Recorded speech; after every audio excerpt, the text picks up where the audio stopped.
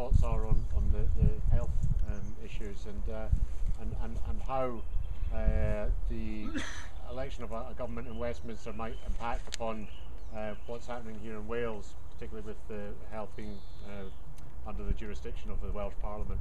Okay, Welsh, health. Anyone else got any more questions you'd like to throw to Sarah in the red? Can I ask what their party position is about global poverty and international development? Anyone else got any questions on? Yeah, just their plans for cutting the deficit and when they think we'll get a balanced fiscal position. Okay, well, plans for cutting the deficit. I think that's probably one for you first, Karen. Yeah, absolutely. We've identified £6 billion worth of savings already. But I think the key issue is that we have to make sure that things like ID cards, the huge cost of ID cards is a cost that the country just simply can't sustain. I actually think they'd be very damaging anyway. Going back to when we're going to reach that balanced position, to be honest, I don't know, and I don't think any of us know that.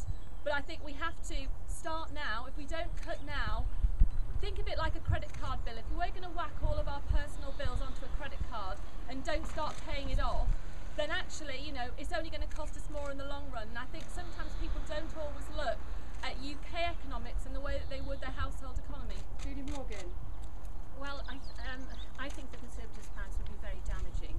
We plan to cut the deficit by half over 4 years, and we plan to do this then in a phased way so that we do not, and we protect public services. We think it's very important that more time is given for us to come out of recession. There are clear signs that we are now coming out of the recession. We know from the building industry and from numerous places that we are gradually getting out of the recession, and I think it would be extremely damaging to cut now. So our plan is a gradual reduction of the deficit over the next 4 years. Well, cutting the deficit is going to basically make us think about priorities. What do we want to cut and what do we want to protect? My party kind of stands for the abolition of the ID cards. That's expensive and unnecessary. Looking at the defence budget, getting rid of Tridents and other nuclear arms, and also moving the tax system so that the more wealthy pay a little bit more extra, and ending tax havens. We would protect, however, other from cuts, particularly the vulnerable. We would offer a living pension so that old age people can live more comfortably, and we would also try to protect the Welsh budget so that issues like health is not under threat from these cuts from London. Chris, I mean, issues like environmental issues. When we're in a situation of we're not in a situation of economic growth at the moment at all. Everyone's short of money. They don't want to think about green issues. Is that the case for you?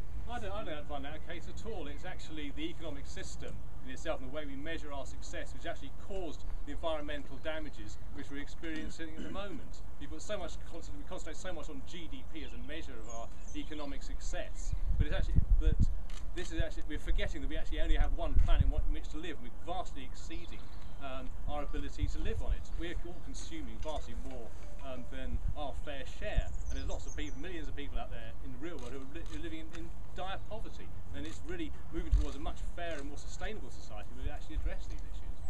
John, I was looking at your manifesto this morning, and one of the pledges is a single rate of income tax of 20% for people earning over £12,000. How would the Christian Party tackle the deficit? From my own personal point of view, I was taught by my parents, if you haven't got the money, you don't spend it. And we haven't got the money in this country at the moment. And we are giving millions and millions of pounds away to other countries to help them. But there's no checks or balances as to where that money is going, because quite often it's being siphoned off at the top, and the people who it was meant for don't get it. John? Well, you probably expect me to say this, but I agree with Nick. We have, within the Lib Dems, we have a costed plan, unlike the other parties. We have accounts that are open for other people to read, which we would seek to reduce the deficit by 2/3 within the 4 years of the government.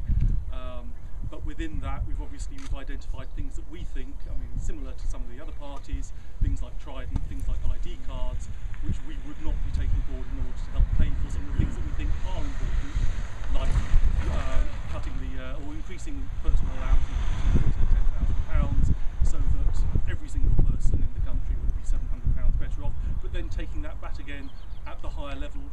levels of tax so that the very well off find themselves paying more.